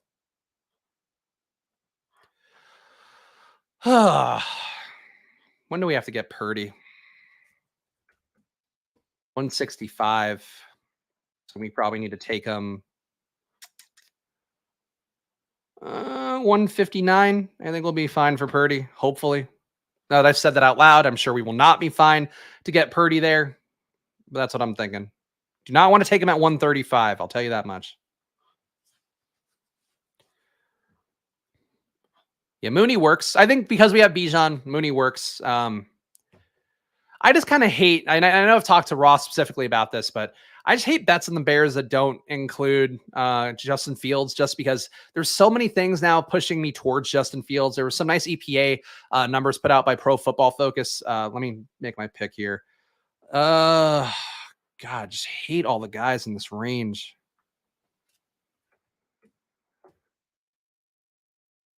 Pierce might come back. Who's better than Pierce here for me, though? Yeah, we got if we're doing a Niner stack, we got to get Alec Pierce. I think we can all agree that's a must. So let's add Alec Pierce to the fray. So the receiver room now: Garrett Wilson, Amari Cooper, Terry McLaurin, Tyler Lockett, then Darnell Mooney and Alec Pierce. That's okay. Could be better. Could be a lot better, if we're being honest, but it'll do. Boy, you got a purty mouth. Boy, you got a purty mouth. I think that's how that should have sounded. If only he had a purty arm. I don't think Brock Purdy's had a single good practice, by the way. I don't think matters. I hope doesn't matter. I've said it doesn't matter for other guys who are vets, like Jimmy G had the tough, couple weeks of practices, and then he has a couple good ones in a row. But Purdy coming back early and having bad practices kind of worries me a little. Still going to take him if he's available. But I wonder if there's a little more risk to Purdy than we're accounting for currently. Mr. Irrelevant drafted guy. Has the great run last year. Still wasn't as good as Jimmy Garoppolo was in terms of the advanced analytics, but he did run hot. They won games. But I do kind of wonder, maybe not worry, but I wonder if there's a world where Brock Purdy loses his job this year and just regresses to the mean of what he should have been. They're so well coached that it's hard to have any faith in that, but you really ask for a lot of mounting factors for a guy where, the injured elbow, rushing back from an injured elbow, maybe running a little more hot than he should have last year. That sets the expectations a bit too high. I don't know. And just the general regression to the mean of a guy that wasn't a big talent. He was good enough that I'm just kind of thinking through this and saying it out loud. This is complete conjecture. But I just thinking about it a little bit, he hasn't been good so far. Jeremy's going to take Purdy and Lance. They just fit my build. They just made a lot of sense for me with where I am. Yes, Paul. Famously, I did. Top 200 got killed by Cincinnati and Buffalo not playing. And if I had one at all, I would have given away 4 entries to BBM4, four fully maxed out entries to BBM4. But instead, Pat Carrane won. And did he give away any free entries to BBM? No. He just spent his money and built pickleball courts. I don't know if Pat did. Went to Paris. No shade to Pat. If there's anybody who's going to win a weird year and just have everybody go like, all right, fuck it. Like Pat has done the work for years and years and years publicly. So that's the one guy that I couldn't possibly be mad at. If Fantasy Flock won, oh boy. I might not be here right now. I don't think I would off myself as a Fantasy Flock. The Ringer Pod made their 2023 predictions. Think Darnold will make starts this year. I got to say, I don't mind those Ringer guys. I don't think they're the sharpest in terms of fantasy. I'm going to say that out loud. But besides that, though, yeah, I think that's not a crazy take. I still think Lance has a shot to get a start, but yeah, we'll see. All right, we got to make some picks here. Let's not leave it to well, TJ Taylor T. You kind of seem like somebody that would take Purdy for no reason. And I just don't again, I don't trust anybody. Once bitten, twice shy. We get Brock Purdy. Stack completed. Sorta. We got the Purdy. We got the Kittle. And as for this stack, I think we can say it's a chunky. It's a chunky. We got a piece of the board, flipped it over, and it's just a red guy in a suit who doesn't know what to do with himself. He's hitting my hat off. He's breaking my laptop. That's what this Niners stack is today. All right, we got 2, 4, 6, 1. All right, so how do you beat the Niners stack? Again, we took an unconventional Niners stack. How do you get different? How do you beat the people who have Niners stacks? You know what you do is you take a share of your underdrafted Taysom Hill. Also, my cat's here rubbing on me. The cat doesn't make the stream very often. Hey guys, here's Nilla. She's purred. Mwah. Okay. You may return. We've had Penny on the stream, my dog. We've not had the cat. Nilla, by the way, 18 years old. An 18-year-old cat. Has been with me since my junior year of college.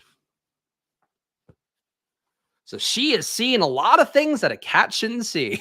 She has seen far too much. There we go. There, that's another GIF. That's a bonk GIF. Factually accurate though it may be. Cat. That's, I guess, a side story that's very fast.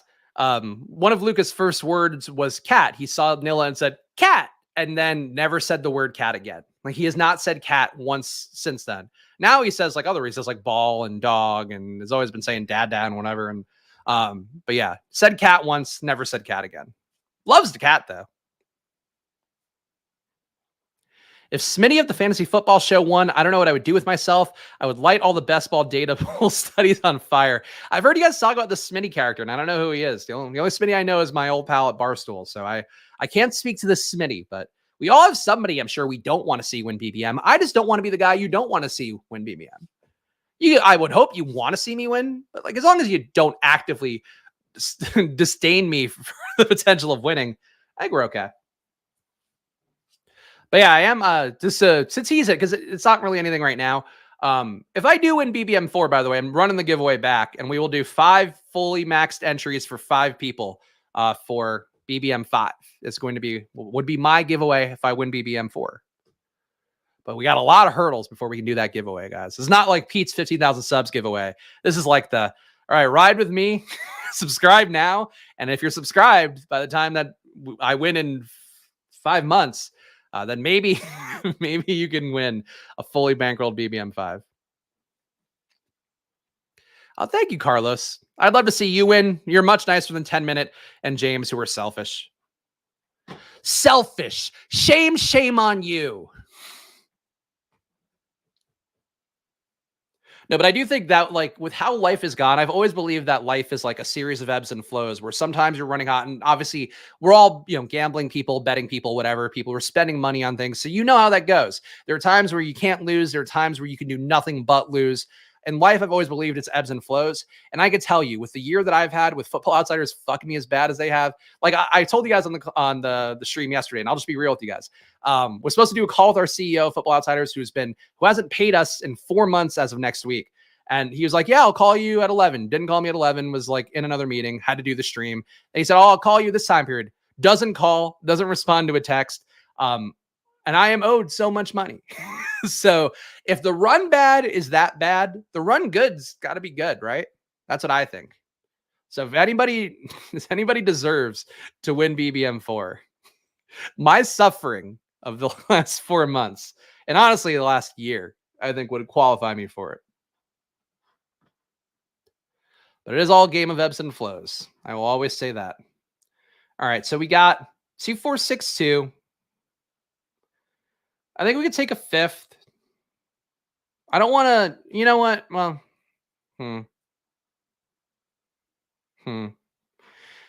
I think because we have the Niners stack, let's take some more commanders. Let's take Curtis Samuel here. And that gives us a 2472. So we have AR, Brock Purdy, Bijan Robinson, DeAndre Swift, James Conner, Antonio Gibson. Might add one more running back. Don't think I need to. Garrett Wilson, Amari Cooper, Terry McLaurin, Tyler Lockett, Darnell Mooney, Alec Pearson, Curtis Samuel at receiver. Then a tight end, George Kittle, Taysom Hill. Probably a 3 tight end build for me, but we'll see. What's the deal? How is that legal for them not to pay you? It's not. But basically, like, legality is all for companies on a spectrum. They're based in Canada, and there's no real repercussions to not paying your employees other than having to pay them when there's money. And if there isn't money and they don't pay you, like, that's sort of what happens. The issue is that they now, by the way, Tank Dell went to the 13th. Avery's a fucking dolt. Sorry, Avery. But yeah, so point being, there's no punitive mechanism for it. So it just is what it is. And I'm happy to go back to work. I'm happy to help them try to salvage this with losing the entire staff. But I need to get paid the money I'm owed. So that's where it is. That's why I'm so steadfast and didactic about building up splash plays, because this is the thing that I own. Own with Pete, but it's my thing. So yeah.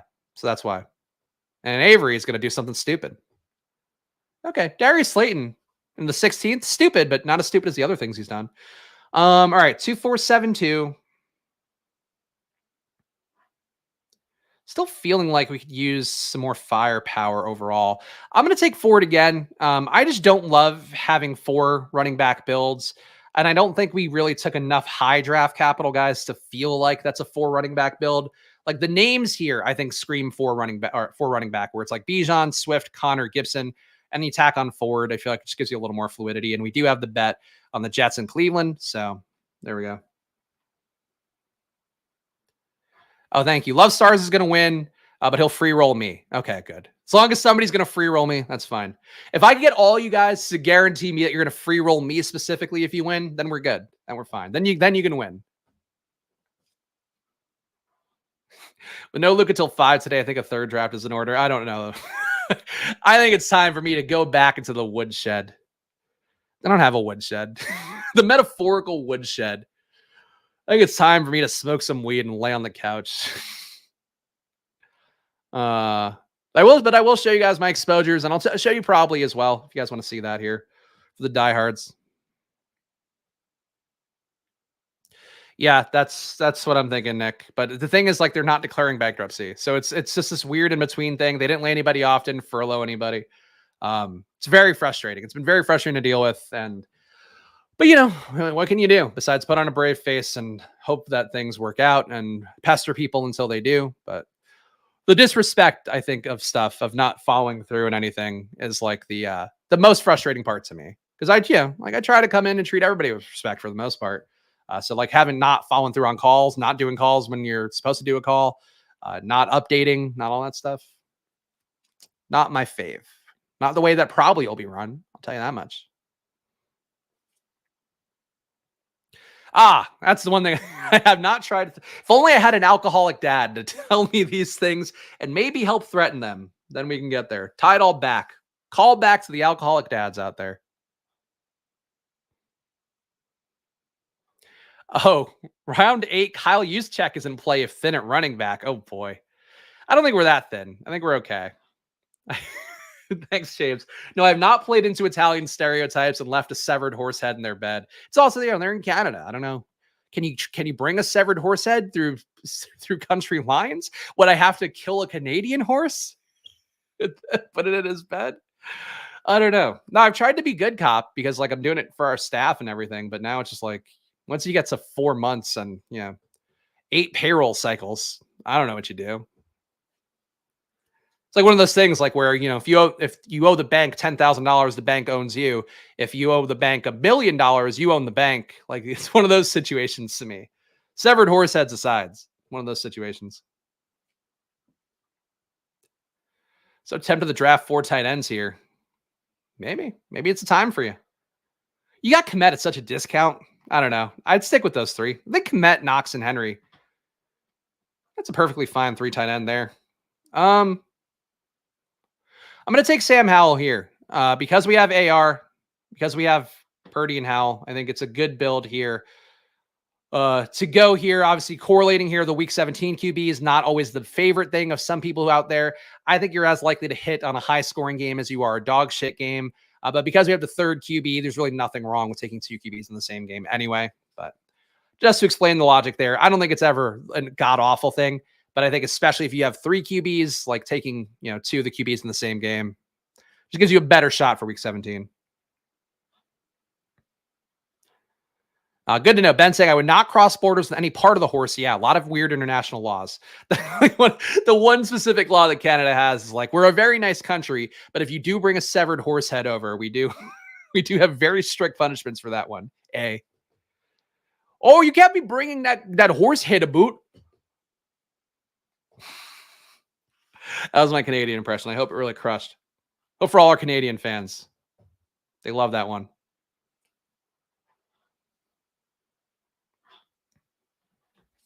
I think chunk the logic is that like if you end up with a dud game, both QBs don't get there.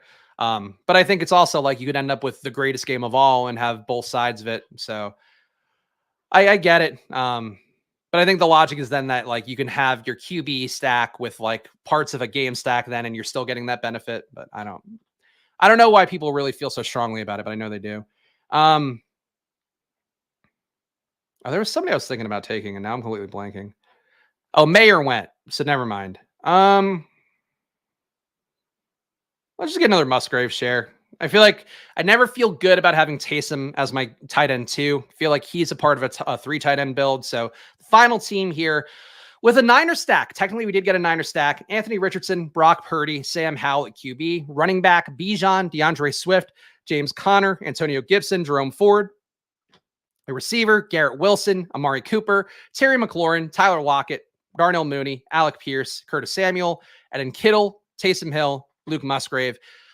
Not as well Week 17 correlated as I would like. Obviously, would have really wanted to get one of Debo or Brandon Ayuk to really feel like this Niner stack matters. I do have enough Niner stacks in general, so I'm not going to die about it. But again, if you were going to try to stack the Niners and get the best parts of it, I do think that includes McCaffrey or Mitchell. That includes Debo or Ayuk, and that includes Kittle and then Purdy. So we got parts of the good Niner stack, but not the whole thing. Let's look at my exposures, and then at the end, I will show you guys the Probably app and where we're at with that. So let me refresh. Obviously not going to include the draft that's going on right now. Oh, I didn't know you were Canadian. Sorry about that. Anyway, overall exposures here. Let me sort by BBM only. We now have a lot of $1,000 players, though, across everything.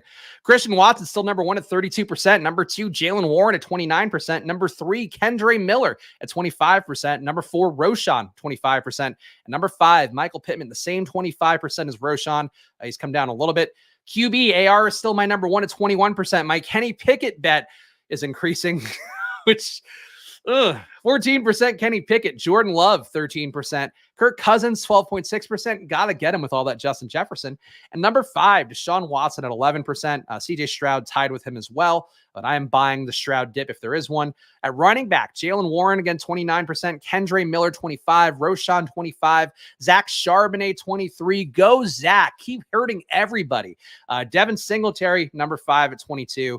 Would like to get that down a little and would like to get Dameon Pierce up. But if Singletary is there, I think he's still live to have a good role. Christian Watson, again, number 1 at 32%. Pittman, number 2 at 25%. Number 3, DK Metcalf at 23.5%. Number 4, Pickens at 22. And then a pretty steep drop. Number 5, Kadarius Toney at 17. So you can see the bets that I believe the most in here. Pittman and Metcalf, more circumstantial, but these are the bets that I do believe the most in. Tight end here. Last call, Michael Mayer at 16.8%, Sam Laporta at 15%, and that's cheap Sam Laporta because I've not gotten him a lot lately. Mark Andrews at 14.3%, haven't gotten him lately either much either. Luke Musgrave, 13.4%, keeping in mind that he was undrafted for a while, feeling really good about those shares. A lot of 18th round Musgrave. And number 5, still Irv Smith at 12.6%, though he is tied with Dalton Kincaid. You can see I've hyped up the rookie tight ends a lot in both streams and Twitter content, and you can see right here that I'm backing that out with my money for sure. Need more Justin Herbert. I agree. I do think I should have more Justin Herbert, but unfortunately, it's not the way it's worked out. Let's go to the Probably app, and I'll show you guys real fast. Hopefully, it's working okay. So again, it's mobile forward here. This is not going to work out fantastically. Where's the other? Oh, whatever. Here. You can see it anyway. So there, basically, you click the probability. You get this modal here that then tells you what the bet's best odds are. So this is Unibet. I don't expect people to bet on Unibet, but the point is that because you can see this minus 114 odds correlates to the probably score, you can then take the bet for yourself on your local sportsbook or whatever one you actually have money on. That's the goal. Baseball is the sport that I really feel the most confidence in right now. You can see it's loading live too. By the way, this is pulling things in as it goes. So we have nothing too great here. You then would scroll down to get to the next screen. So it's really addictive. That's the good thing. The downside is that right now you have to scroll through to find these bets. This one, you could see a really good probably score of 31.25 for the White Sox -1. So then you would click this. You could see that the best bet out there is plus 235 odds. You then would theoretically go over to your sportsbook app if it's DraftKings, if it's FanDuel, and then you could see, hey, do they have plus 230? Great, that's close enough here. I can take it. So that's the goal here. The way that we land upon our calculations, you can also see on the screen. We comb the top markets in the world to find a true probability, then grade out all of your live legal sportsbook opportunities based on that. So it's looking pretty good. I think the functionality is there. This stuff we still need to tighten up. This is our Explore page. But you can see all the popular events. I don't know how we're currently grading popular events, but these are the most popular events. You can then see all the bets underneath it. Golf is still performing weirdly for us, but basically we'll put up all the bet opportunities. Okay, golf is weird. That's why. Let's look up Rafael Dos Anjos. Yes, then you see all the bet opportunities within this particular bet. We have to kind of suss out the other lines. Same thing here too. You click it, you see the odds. You can then take the bet on your sports book. You don't have to necessarily go to FanDuel, but obviously FanDuel is one that you'll probably have. And then view all bets is every single bet in the world. So this is the fun part. This is for power users. But basically, again, same thing here. You would sort by baseball. The league filtering is another thing that we're fixing right now, but you could also filter by league. So if you want to do only KBO bets, you could select that and do that. And then this is every bet in the world. We have to put in the game as well here. But these are basically it. Like, it's close. It's working the way it's supposed to. And I'm like, I feel really good about the part of winning money or, giving yourself the best shot. But I think basically what probably is to me is like the get in a good bet app. Like, you just get in good bets. You're also going to see too, like when you scroll through, let me go back to this page. Shout out to the chats as well. Appreciate you guys taking this ride along with me here. This has been literally a year of work. So I'm glad you guys like it. But basically here, so you can go through all these bets, go through all of them.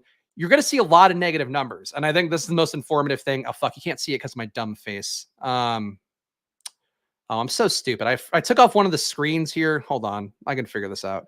Layout. How do I put in this one? There we go. Okay. All right.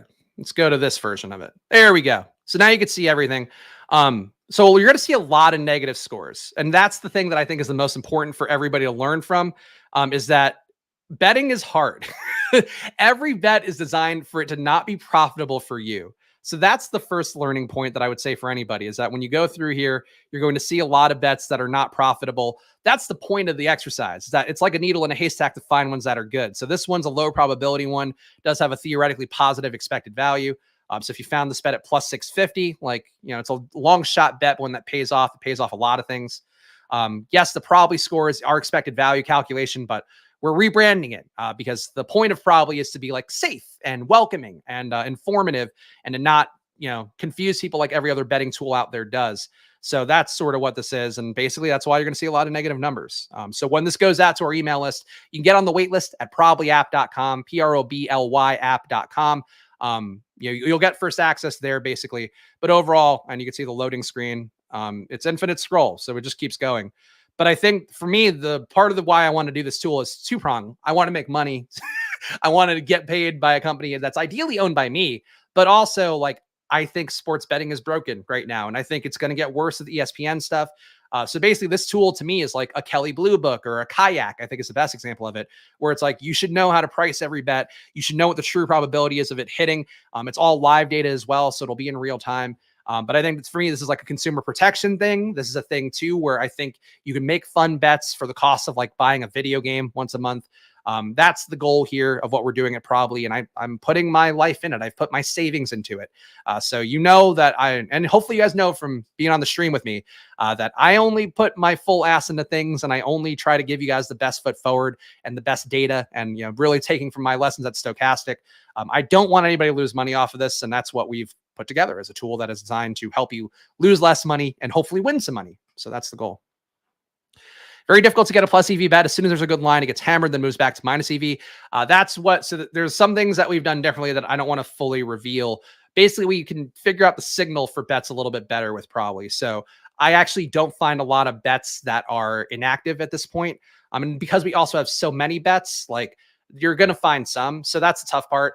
But obviously, yes, you're right that like if you're an odds jam or something, or if Probably got really big, that would become more of an issue.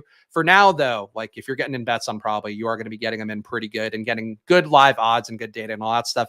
That's the goal, guys. But either way, there you go. That's what I've been working on. So we'll have more about that in the coming weeks. Either way, though, please subscribe down below, hit the like button, leave a comment. Of course, you'll get all the details about Probably, as well as all the details about fantasy football you could possibly need here on Splash Play. That is the goal here. Fantasy football all year round. You'll hear the honest truth from me about everything. That's what my promise is to you guys, because that's how I live my life. But follow me at Chris Spags. Follow the show at Splash Play Pod. Use that promo code SPLASH to double your deposit. Of course, game responsibly if you're above your skis and all that stuff. But really do appreciate all you guys hanging out with me here, especially on this fine Friday. And go check out the week of streams. I think we put out a lot of good content this week on the channel. I'm very proud of what I've been doing here 5 days a week, and we'll continue to do that here down the home stretch. But really hope you guys enjoy your weekends. Hope this has been a fun one for you all. And I will see you again soon. Enjoy your weekends. Good luck.